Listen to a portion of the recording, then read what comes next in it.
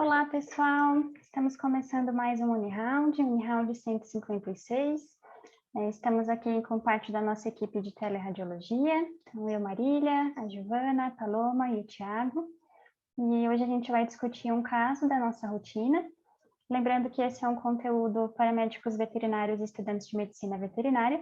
E é o espaço onde a gente discute os casos recebidos na rotina da tele para melhorar a nossa avaliação e interpretação.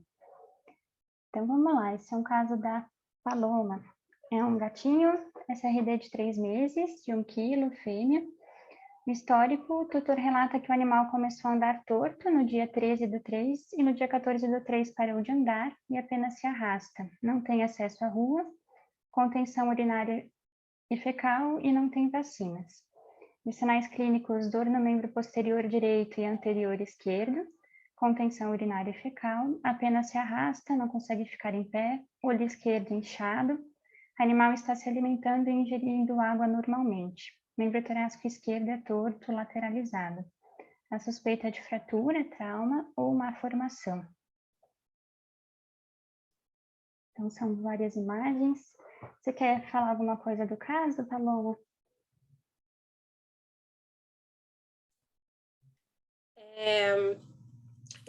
Eu lembro que assim que eu peguei o caso, tinha algumas questões com relação à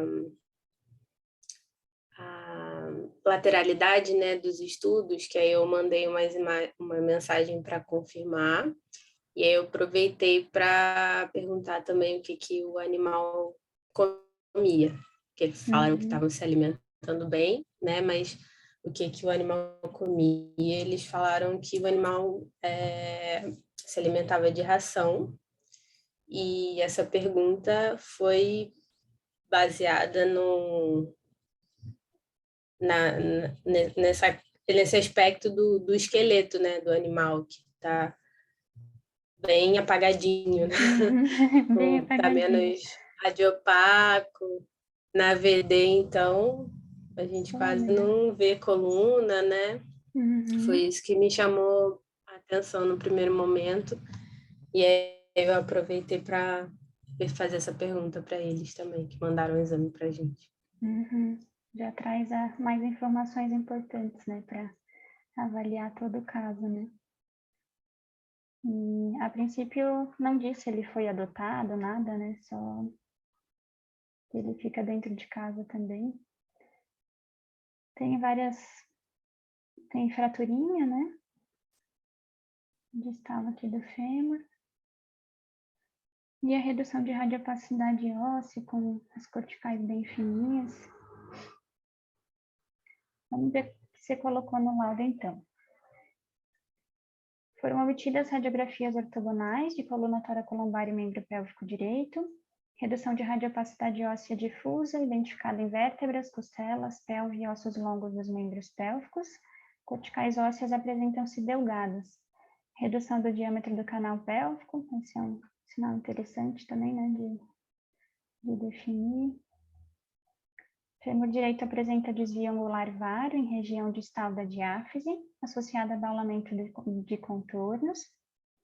Na projeção crânio-caudal, em porção distal de diáfise do fêmur esquerdo, observa-se remodelamento ósseo, principalmente em face lateral, e desvio angular valgo, menos evidente que no membro contralateral. Então, parece ter também uma linha radiopaca aqui, né? Parece remodelado mesmo. Nota-se alargamento de linhas epifisárias em fêmur distal e tíbia proximal. Articulações coxofemorais e fibrotibiopatelares coaptadas. Acho que o demais está dentro da normalidade, né? A coluna está alinhada.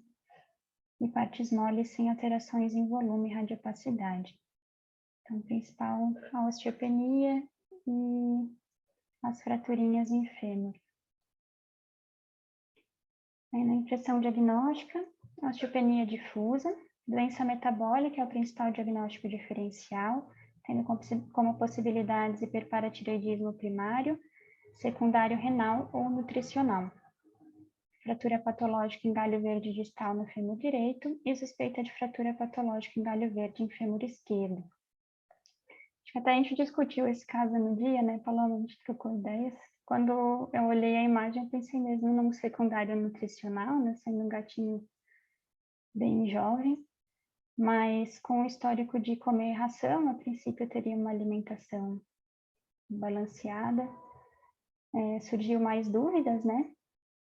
Então eu fui pesquisar um pouco mais a respeito dos diferenciais e tentei trazer alguma coisa, não sei se vai clarear mais ou gerar mais dúvidas. Então primeiro foi olhar os diferenciais para a osteopenia, né? Até me assustei que são muitos, mas realmente que encaixam no quadro, acho que fica no hiperparatireoidismo, né, dentro disso que tu colocou. E achei interessante trazer o raquitismo e a osteogênese imperfecta também, que foi o que me causou dúvida dentro desses diferenciais, se poderia se encaixar também. E dei uma pesquisada junto com o hiperparatireoidismo. O raquitismo, por estar associado a uma deficiência nutricional, muitas vezes acontece junto com o hiperparatireoidismo secundário nutricional. Então, até às vezes se misturam, dependendo quando a causa é realmente nutricional, né? Então, e outras duas alterações que cita aqui em gatos, que seria a hipervitaminose A e a mucopolissacaridose. A hipervitaminose, principalmente além de osteopenia, tem proliferação óssea em coluna, né? Espondilopatias em coluna. Então, me chamou a atenção por acontecer mais em gatos, mas já descartei também por conta dessas proliferações não estarem presentes nesse caso, né? Então, falando um pouco mais do hiperparatireoidismo, a gente entra naquele ciclo que a Gi também comentou outro dia, né? Dentro do hiperpara secundário renal. Então, o paratormônio, ele recebe, né? A paratireoide, na verdade, recebe um feedback positivo quando tem baixo cálcio na circulação, e a partir disso a liberação de paratormônio que vai agir tanto em rins quanto na ativação de vitamina D para agir sobre o intestino e sobre os ossos para liberar mais cálcio. E no caso de cada um desses hiperparatireoidismos, né, que vão acontecer de maneiras diferentes. Então, no hiperparatireoidismo primário, nesse artigo, e no que eu vi em humanos também, ele costuma acontecer mais em adultos a idosos. Normalmente ele está associado a adenomas da paratireoide ou até hiperplasia da paratireoide. Então, acredito que nesse gatinho seja menos provável por isso, mas é interessante até de ver os diferenciais também, né? E o que acontece no hiperparatireoidismo primário, no caso, então a paratireoide ela está produzindo paratormônio e não tem um feedback negativo, né? Ela continua produzindo paratormônio mesmo com níveis altos de cálcio. Então, os pacientes têm hipercalcemia, têm hiperfosfatemia, e o paratormônio vai estar alto. Então, não acontece aqui esse feedback negativo quando aumenta o cálcio na circulação. O que é diferente do hiperparatireoidismo secundário nutricional, que normalmente eles vão ter níveis normais ou baixos de cálcio, porque é um desbalanço na dieta, né? Então, no secundário nutricional é mais comum em pacientes filhotes, em gatinhos filhotes principalmente, que têm esse metabolismo acelerado e precisam de uma proporção maior de cálcio, né, para o crescimento ósseo. E quando eles recebem uma dieta desbalanceada, acaba tendo esses níveis baixos de cálcio, que vão levar a um feedback positivo para a liberação de paratormônio, para que esse paratormônio haja, então, reabsorvendo cálcio tanto dos ossos quanto dos rins, né, nos rins, quanto ativando vitamina D para absorver mais cálcio lá no intestino também. Mas o que eu achei interessante é que, em geral, a gente tem esses casos de hiperpara nutricional acontecendo em gatos que comem só carne, então é o mais comum, né? A literatura cita que é o mais comum também. que é uma dieta que tem níveis de fósforo muito altos e de cálcio muito baixos, então já vai ter baixa ingestão de cálcio e uma ingestão de fósforo muito alta, que vai levar a um desbalanço cálcio-fósforo ainda maior. Então, essa produção de paratormônio acaba sendo ainda maior. Mas tem alguns casos de pacientes que têm a dieta com ração, a princípio não tão desbalanceada, mas que ainda assim pode ter níveis de cálcio insuficientes para o desenvolvimento ósseo, e até níveis de fósforo também insuficientes. Então, às vezes são dietas pobres, né, mesmo que a princípio não vistas como tão desbalanceadas como a carne em si. Então, também poderia ser esse caso, né? E o diferencial, que é citar, 2 diferenciais importantes para o hiperpara secundário nutricional seria a osteogênese imperfecta e o raquitismo.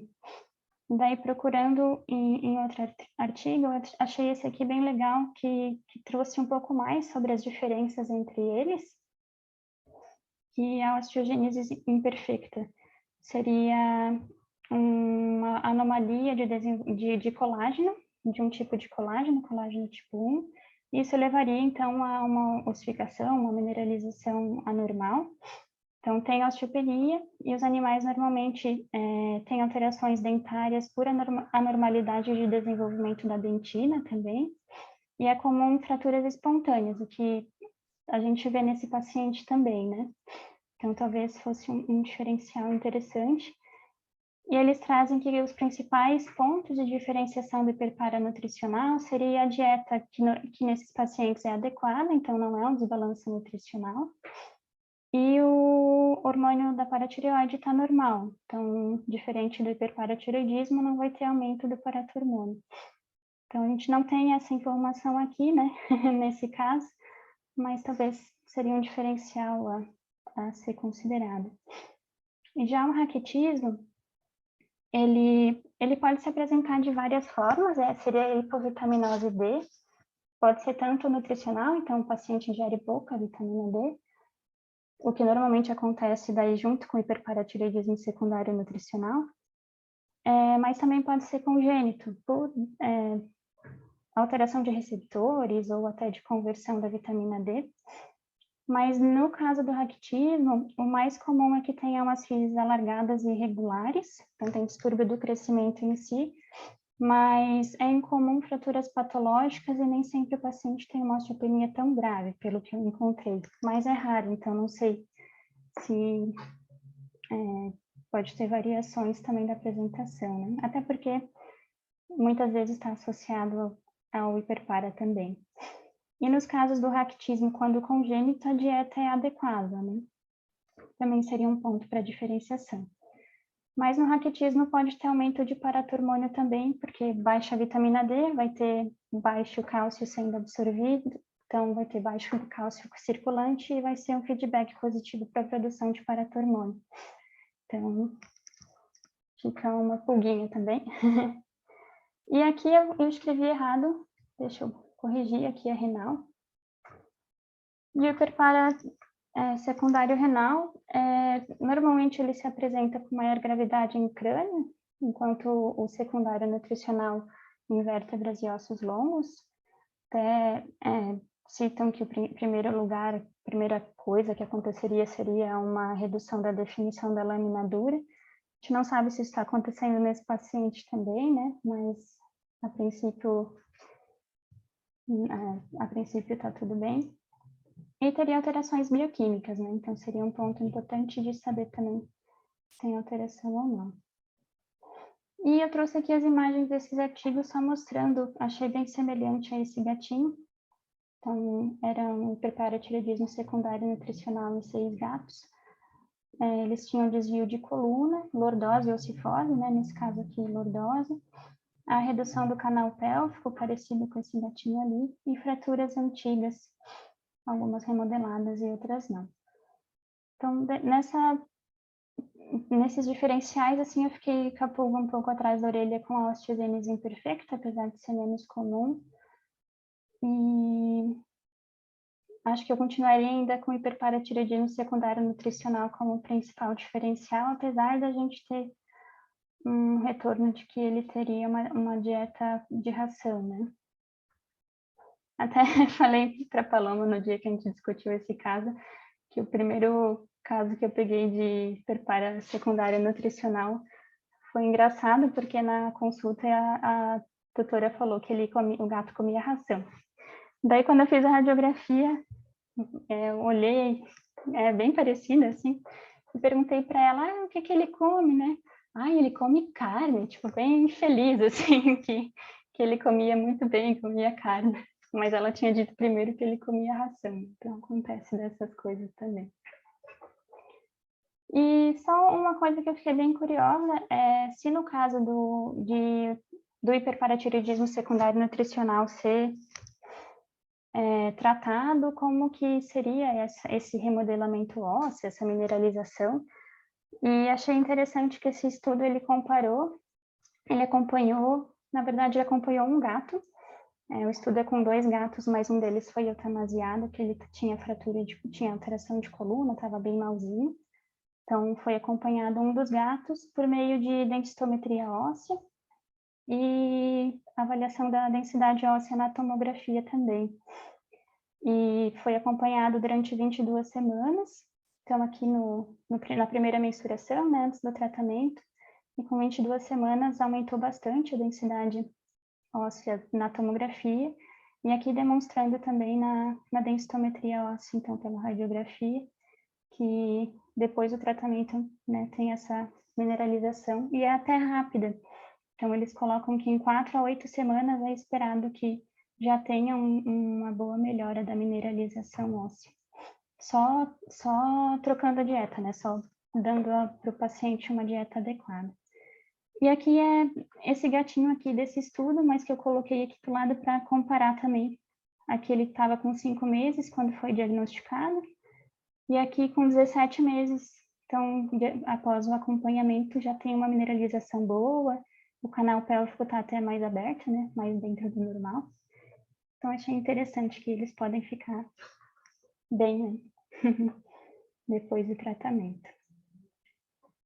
Então, pensando nesses diferenciais, acho que eu colocaria talvez como principal diferencial, no caso da Paloma, o hiperparatiroidismo secundário nutricional, para que avaliem clinicamente com todo o histórico do paciente também, né? E teria como menos provável o renal e o primário. Então, só juntei as informações aqui, coloquei isso como uma sugestão da impressão, mas queria a opinião de vocês também.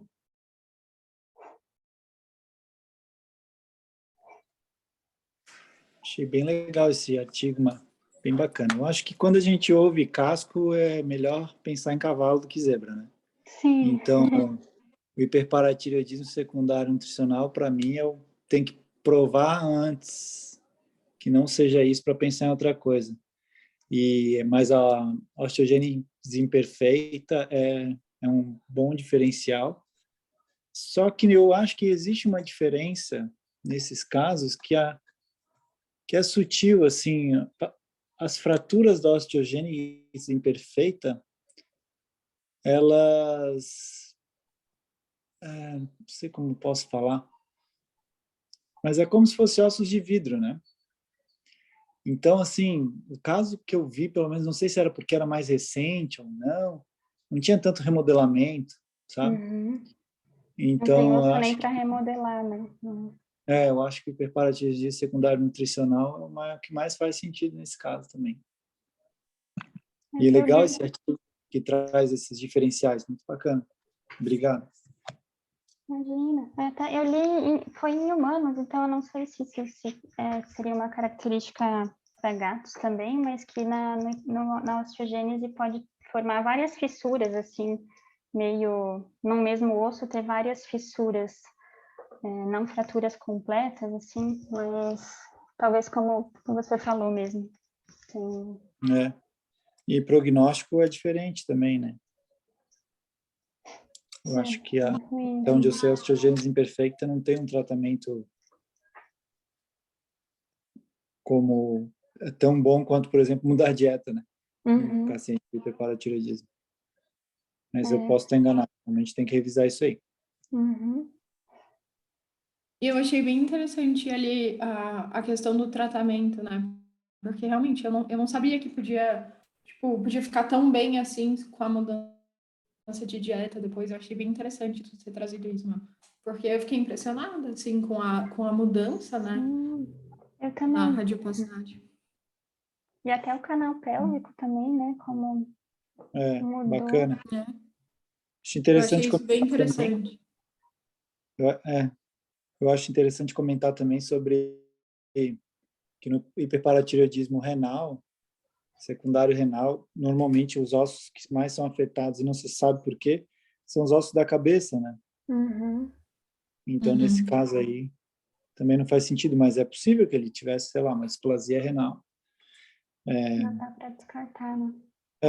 E assim, uma coisa que é interessante também, às vezes a gente pensa, dosar paratormônio, né? Mas dosar cálcio também já vai te direcionar bastante, né? Se o cálcio estiver elevado, tu sabe que tem alguma coisa aí. Então, acho que dá para pensar nisso aí também. Sim, se o cálcio estiver aumentado, provavelmente Já vai, não é nutricional, né? já vai direcionar, né? Uhum. Até eles, quando fala do primário, traz bastante diferencial, que daí vai ter a hipercalcemia, mas poderia estar associado daí ao renal, né? Secundário renal, ou a neoplasias, até a Addison seria um diferencial também.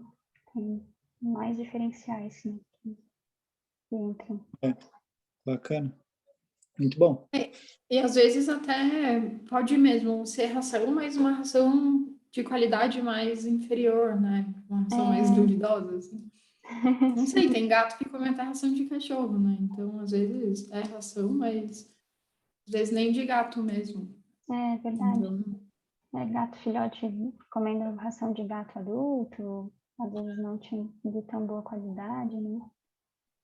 Até nesse artigo aqui, eles fizeram uma análise das dietas, assim, quanto a níveis de cálcio, níveis de fósforo, proteína, de vários. E a maioria deles, ao contrário do que acontece com a carne, a dieta só com carne, a maioria deles tinha fósforo bem baixo na dieta também. Tinha o cálcio muito baixo, fósforo muito baixo, tudo bem baixo, assim. tudo baixo. Daí, aqueles que comiam só carne, não, né? Tinha o fósforo daí lá em cima, mas acho que varia bastante, né? Tinha uns que comiam restos de carne com arroz, que citaram nesse artigo aqui, então... Sim, deve ser tipo o requentado do almoço, né? Tadinho, né? Bom que tem um bom prognóstico, desde que não tenha lesão na coluna grave, né? Sim. O prognóstico a princípio é bem melhor do que o renal, né? É bem melhor, né? Tadinhos. Mas bem interessante, Mar. Eu fiquei bem curiosa quando eu vi o tanto de diferencial de osteopenia aqui. Eu só penso no hiperparatiroidismo, às vezes, né? Direto, tem um monte. Até quando tu mostrou ali, eu fui correndo no livro de diferencial para olhar, né? Daí eu também tinha visto, daí até abri a mucopolissacaridose no Google para ver se parecia, mas também... Pouca coisa, né? Mas tem bastante diferencial mesmo. Nossa, Daí a gente tem que ir igual você fez, né? Tipo, vai correlacionando com as outras coisas e vai excluindo ou aceitando.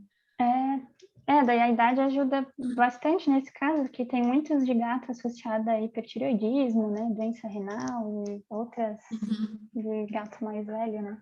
Mas é bom a gente lembrar dos diferenciais todos, né? De osteopenia. São só 19, tá tranquilo. Tá tranquila.